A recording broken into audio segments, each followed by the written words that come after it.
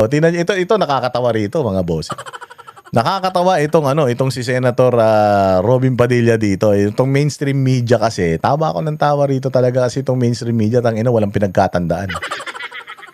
Tanong sila ng tanong, paulit-ulit lang naman yung tanong nila. Tapos yung mga itinanong na nila noon, lumalabas naman na sa social media, may mga interview naman na dati, tapos tatanong nila, parehas pa rin.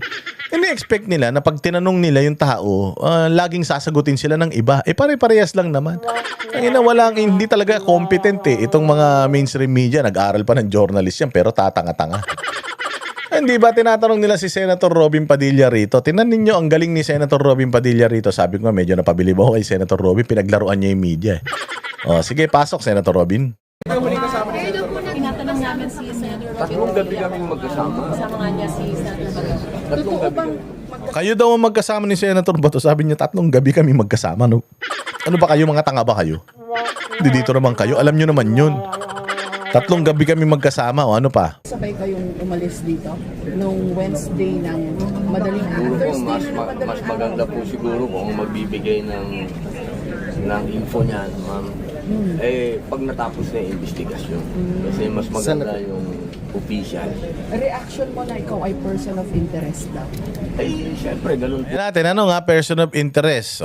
Tinanong siya, ano masasabi mo? Ikaw daw ang kasama. Sabi niya may investigasyon na Doon ako sasagot sa investigasyon. Diba? Sinagot na 1 beses. Tapos sinabi na person of interest ka daw. Ano sagot dito sa person of interest? Talaga. Ganun talaga. Wala po tayong magagawa. Diba? Magalang. Wala talaga tayong magagawa kung ang person of interest ako. Ganun talaga. Alam nga naman umiyak ako katulad ni Tito Soto. Tsaka ni Ping Lacson. Ganun talaga. Ano pa tanong?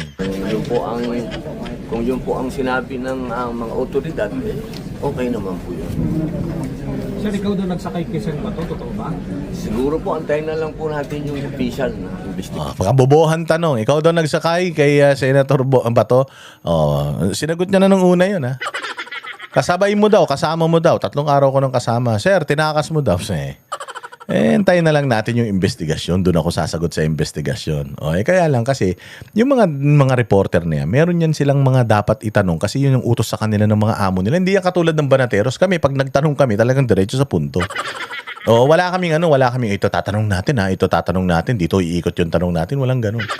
Pag nagtanong kami, yun talaga yung gusto namin marinig yung sagot. Tsaka hindi na yung obvious yung sagot. Alam na namin yung sagot Pero tinanong ulit. Unang tanong, tinabla ni Robin. Pangalawang tanong, tinabla ulit ni Robin. Tingnan mo kung gano'ng beses nila paulit-ulit yan. Sir, were you spotted in the NAIA terminal with Senator Bato? Saan po? At the NAIA terminal, were you spotted with Senator Bato? Ay sa airport. Siguro naman po, walang sense naman yun. Bakit naman kami magpapakita sa airport pa? So magkasama nga po talaga kayo? Magkasama kayo, sir. Yes, sir, no, sir. Hintayin na lang po natin yung investigation. Akala kasi nila masyado sila matatalino. Akala nila kaya nilang totoyin si Robin Totoo ba na nakita kayo sa airport? Gago. Di umamin ako na magkasama kami. Tanga. Tsaka magpapakita kami sa airport. Tsaka sino makakakita sa amin sa airport kung nandun, kung halimbawa, ang mga senador kasi, merong VIP lounge yan. I remember, nung minute namin si Inday Sara sa Davao Airport, merong VIP lounge doon. Walang nakakapasok doon. Hindi dumadaan yung mga politiko sa normal na daanan ng mga tao. Walang makakita sa kanila doon. So kung nandoon siya sa VIP lounge, sinong mag-aano sa kanya? Sinong magsasabi na nasa VIP lounge siya? Hindi pa pwede yun kasi yung mga nakalagay na tao doon sa VIP lounge, dahil nga VIP lounge yun, mapagkakatiwalaan yun. Chismis lang na naman yan. Tapos ngayon tinatanong yung chismis, so nakita daw kayo doon, ha? Ano kung may nakita ron? Hindi naman ako pupunta ng airport. Diba? Chismis, fake news, galing yan sa mainstream media. So, may tinanong lang po kasi na nasa airport daw. Wala ako sa airport. Who allegedly escorted the senator. Antayin na lang natin, ma'am. Diba, panibagong kabobohan.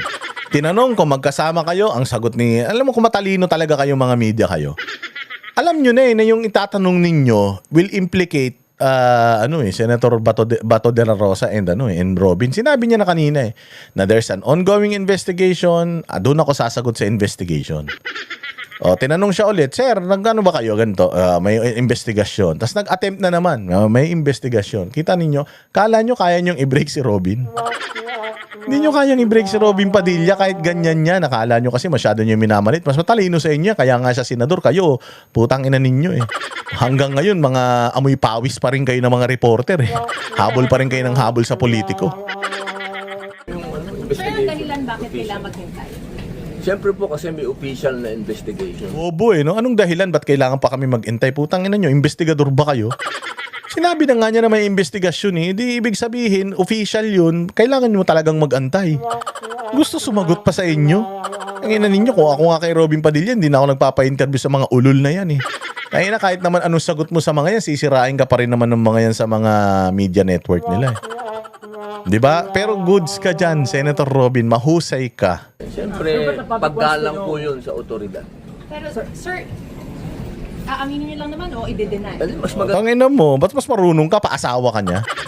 Aaminin mo lang naman o i-deny. Ano yan? Interpellation? Ano yan? Interrogation? O eto ka, pakyo ka. O okay, Robin Padilla, eto ka, sino ka? Putang ina mo ka. Pinapasahod mo ko? Tapos sasabihin mo, tax namin papasahod. Tax mo papasahod sa akin. Di singilin mo rin si Martin Romualdez at si Bongbong sa mga ninakaw nila. I don't owe you an explanation. Sinabi ko na nga eh. Na rumirespeto ako sa proseso eh. May investigasyon na. Gusto mo sagutin ka pa hindi. Sino ka? Utangin na ka. Anong channel yan? Robin Padilla. Sabi mo sa akin para banata natin araw-araw. Ayun ang mga iyakin ng mga reporter, no, hindi nila makuha yung sagot nila. Kasi nga, pagka wala silang sagot na maayos na nakuha, wala silang sweldo. Ina ninyo, mga bayaran kayo pare-pareho. Maganda po yung official para, kasi But you're the official kasi you're the person dami-daming kwento. Ito, may kwento pa na nasa airport. Pero nasa Pira Pilipinas naman. May kwento pa. Sir, may May chance kwento ba? pa na yate. Sir, may chance ba na umalis si Senator Bato sa bansa, Makausap niyo sir? na ulit siya. May chance ba na umalis si Senator Bato? Putang ina, si Senator Bato ba siya? Bobong media eh. May chance ba umalis si Senator Bato sa Pilipinas? Putang ina, ewan ko sa kanya kung aalis siya. Pero ako sa tingin ko hindi naman naaalis yun. Pero he's the right person to ask those questions too. Ay, ng mga inutil na mga mainstream media to, wala kayo talaga. Putang ina, hanggang dyan na lang kayo. Saan ba to? Yan ang mahirap sagutin. Ano masasabi mo dun sa yate? Tumakas ka Sabi pa sa daw, yate. sabi po napanood ko lang naman si Manong Chabit. Hindi naman totoo yun. Hindi po totoo yung naya, hindi totoo yung You were placed Yate. you were placed in the scene at around 3 o'clock daw, Senator Robin. wala po yun. Hindi po totoo. Hindi totoo yung Ano po yung reaction nyo patungkol sa podcast ni Nasan Aimee at ni Ma'am Mariel? Na pinagtanggol ka nyo po. Ay, maraming salamat. Ano mo kabobohan? Putang ina, kita mo kabobohan. Senator Robin, ano po ang masasabi mo doon sa podcast ng ni Senator Aimee at saka ni Mariel? Pinagtanggol ka ni Mariel. Putangina nyo. Gago, itanong nyo kay Robin kung hindi siya pinagtanggol ng misis niya. Tangina natural, asawa ni Mariel si Robin Padilla, ipagtatanggol siya niyan. Puta, kabobohan tanong nak ng puta mga media na ito, walang mga utak. Hoy, kung sino ang mainstream media na nanonood dito, putang ina nyo, mag-vlog na lang kayo. O halatang halata na matatalino naman kayo, magagaling naman kayo. Kaya lang, putsang ina, may mga amo kasi kayo eh. At may mga utos yung amo ninyo na itanong nyo ito para makakuha tayo ng beat. Ang inang yan, nag-podcast si Aimee at saka yung misis mo. Pinagtanggol ka niya doon. Anong masasabi mo? Anak ng tinapay yan. Alam nga na magalit si Robin. Pinagtanggol siya asawa niya. Kung si Robin Padilla, sinabi ni Mariel, tarantadong tao yun. Sinabi nung asawa mo ni Mariel, tarantado ka daw. Ganun ba? Humanda siya sa akin sa bahay. Di ba? Natural yun. Common sense, anak ng tinapay. It's not rocket science. Bugok? Sino ba yun? Asawa niyo po. Asawa ko. Asawa ko yun. Siyempre, lahat gagawin nun. Diba? Mukhang tanga, asawa ko yun. Natural, lahat gagawin nun. Kahit sinabi ko, tumambling siya, tatambling siya. Walang yung mga mainstream media to, walang utak. Ano pa, Robin? Sige, babuyin mo. Wala sa plano niya yun. Why are you... Hindi gagawin ni Bato. Bakit, sir? Mahal niya Pilipinas. Totoo po ba sir na nasa Davao siya? Ngayon? Naku, di ko alam. Diba, bobo? Putang ina dito mga to. Totoo ba na nasa Davao siya? Gago, asawa ba ako nun? Malay ko naman kung nasan siya. Tangina pag sinabi ni Robin, oo, nando doon. Tangina, puntahan kayo ron, mga tanga. Tapos sasabihin nyo, sinungaling ka talaga, Robin. Wala naman siya doon. Bobo eh. May communication pa kayo sa kanya. Nakakausap niyo. Wala akong idea kung nasan So, sir, si Bato. So sir, you can confirm that Senator De La Rosa is still in the Philippines. Ikukumpirma ko yun. sa Pilipinas. Hindi aalis yun. Thank you so much. Ang thoughts niyo po today na impeachment court na po kayo? First Ay time. sana po, una po nagpapasalamat po tayo sa leadership at ito pong mga usap-usapan na matatapos na. Kasi masyadong maraming ipinukol sa amin, sa majority patungkol sa impeachment. Sana po ito, nakikita niyo naman po, fourth week. Sir, mag-robe ka? Nasagot po ba kayo dun sa Robe niya, sir. sinasabi na person of interest daw po kayo? Nahulog ako. Yan na naman, kabobohan tanong na naman, person of interest na naman. Sinabi na yung kanina, tinanong mo na naman ulit. Putang ina ka, absent ka ba? Absent ka ba kanina o absent-minded ka lang? Tinanong na kanina yun eh. Anong masasabi yung personal interest? Ay, mayroon daw kayo personal interest. Person of interest daw kayo. Ganun talaga. Nasa kanila yan. Ganun talaga buhay. O, tas ngayon tinanong na naman. Anak ng tinapay talaga tong mga media na to. Dapat dito, pinapakain dito, kalahating rice lang eh. At mga sweldo niya, 250 lang isang araw. Wala akong mga silbi tong mga ito. Sabi nila, ako si Robin Hood. Sabi ng NBI, person of interest daw po kayo. Wala po tayong magagawa. Irerespetuhin po natin. Otoridad Ang ina, 3 beses tinanong. Isang beses nagtanong babae, tas ngayon naman lalaki, anak ng tinapay talaga. Ang ina tong mga to. Buti pa kami, inutusan bumili ng suka, naging vlogger, tapos naging 1,000 yung mga follower. Etong mga to, putang ina niyan, tagal-tagal na nag-reporter, mga tanga pa rin. Kailangan niya po umalis ng Senate pa. It is protected here. Bakit umalis pa po siya ng Senate? Putang ina niya, no? Ba't daw kailangan pang umalis ni Robin sa Senate? Puta, hindi naman siya dyan nakatira. Walang hiyang mga tanong niya, no? Pang grade 1 eh. Siguro po si Bato lang mga kausap niyo dyan, tungkol dyan. Kasi ako, umuwi lang ako ng bahay. 3 araw na akong nahanap ng asawa at anak. Senator Padilla. Kayo daw ang nagmaneho for Senator Bato. Nako, hintayin ko na yung investigasyon. Senator Padilla. Bakit nako-confirm niyo po na hindi totoo Nakakahiya kasi, nakakahiya na sa inyo pa ako nauna. Mas maganda sa investigasyon ako magsalita. Pagkatapos ko sa investigasyon, tsaka ako nakakahiya naman sa otoridad. Sana maintindihan niyo. Senator Padilla, what can you say about sa pagdulong kay Senator Bato sa paglabas sa Senate? Well, sabi ni Senator Alan, wala naman warrant si Bato. Sir, kung wala siyang warrant, bakit nagtatago siya? Bobo, no? Kung wala siyang warrant, bakit nagtatago siya? Puta, gusto niya. Paki mo. Lalaro sila tagu-taguan. Kung wala siyang warrant, bakit nagtatago siya? Putang ina mo ka, bobo ka, wala kang nakita. Di mo nakita yung nangyari dyan? Unang araw, pagpunta niya dyan, putya, pinaghahabol siya sa hagdanan na dapa-dapa nagpagulong-gulong yung tao. Tapos nagkaroon pa ng putukan, putang ina mo ka, hindi siya magtatago. Tarantado rin talaga tong mga mainstream media na putang ina ninyo. Sa totoo lang, maliligo kayo talaga ng mura sa akin dahil ang bobobo ninyo. Alam ninyo kaya sikat na sikat ang mga vlogger ngayon kasi ang tatangan nyo eh.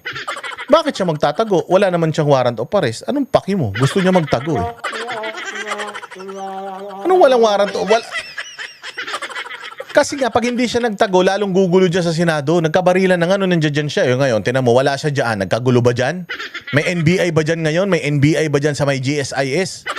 Wala, di ba? O di sana, kung itong putang inang GSIS na ito, talagang gusto nila ng reinforcement sa lugar nila, baka nagsusuntukan yung mga empleyado nila. Di sana may NBI ulit dyan, nagpapaikot-ikot sa nila, sa GSIS grounds. Ba't ngayon wala na? Kasi wala na si Bato dyan, so dapat ba siya magtago? Oo. Naman takin mo, wala siyang warrant of arrest, gusto siyang arestuhin. Tanga ka bang report? Sino ba report? Ano nga, pangalanan mo nga yung reporter na yan para pag nakita ko yun dyan sa Senado, kukutongan ko yan na walang tunog. Tanginan to, bobo. Nagkagulo na nga sa Senado, nandiyan sa tinamo. Umalis si Senator Bato de la Rosa, may gulo pa sa Senado, may barilan sa Senado, wala. May pulis sa Senado, mayroong NBI sa Senado, wala. Oh, so tama lang na umalis si Bato de la Rosa sa Senado kasi hindi siya umalis sa Senado, magulo. Tarantado rin to eh. Sa kidnapper. Nagtatakot siya sa kidnapper. Sinong kidnapper? Sinong kidnapper? Maang-maangan pa kayo, gago si Bongbong. Kinidnap nga si Pangulong Duterte eh. Yun nga ang tawag dito, ang finofloat na information, kinidnap si Pangulong Duterte, walang warrant of arrest sa Pilipinas, pinadala sa dahig eh. Ikaw ba gago ka, gagawin yung ginawa kay Pangulong Duterte? Hindi ka kakabahan sa sitwasyon mo? Tangin ng mga reporter na, Sinong kidnapper? Sinong kidnapper? Ulol. Tangin na nyo, alam nyo kung sino yung kidnapper. Mga ulol, kasapakat kayo. The ordinance says pwede pong ipadala siya sa The Hague, RA 1951. Sila, RA 9851 na naman. Puta, site ka ng site ng RA 9851, di nyo naman alam kung anong laman niya. Okay nang ina ninyo mga reporter kayo, magtanong nga lang ng matanong kay Robin Padilla, hindi nyo magawa eh. 9851, di mo kayo mga abogado, mga ulol. O anong masasabi ni Robin Padilla dun sa 9851 na tanong netong tangang mainstream media? kaya mo na yung mga lawyer maglaban-laban dyan. Kaya mo na yung mga lawyer, maglaban-laban niya. Ikaw, reporter ka lang, mag-isip ka ng maayos na tanong sa mga i-interviewin ninyo. Papakialaman mo yung 9841 RA 90, di ka maabogado. Nandoon na yun sa may Supreme Court, pabayaan mo sila magtalo-talo doon, wala kang alam doon, bobo ka. Ako, gaganunin ko yan eh.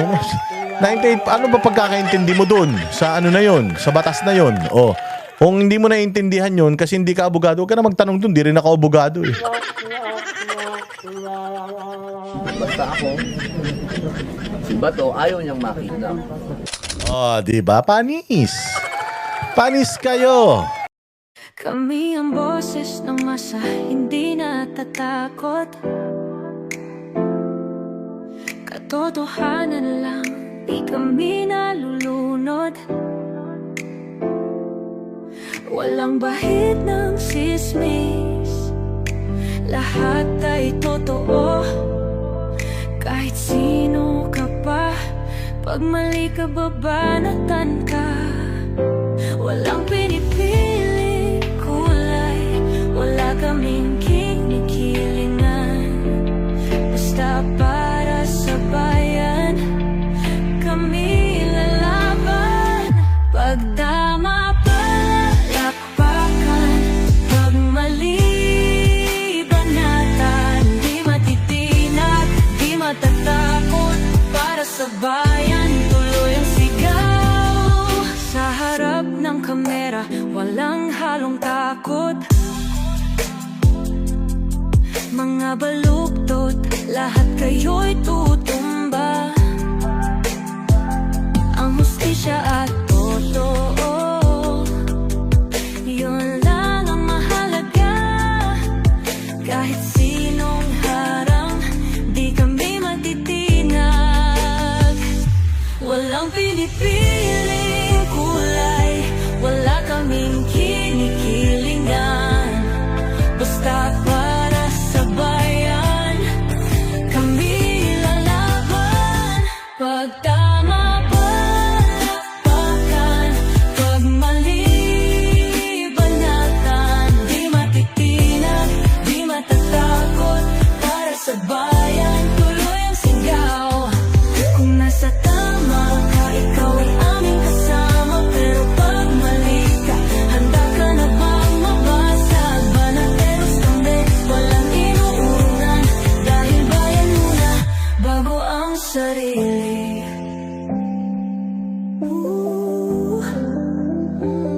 Bago ang sarili.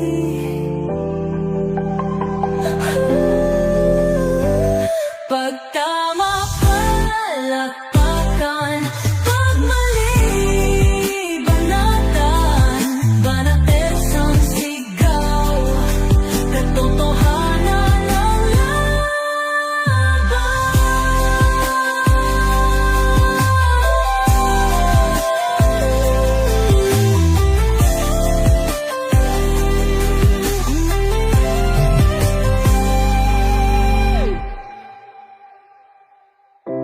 sa harap ng kamera, walang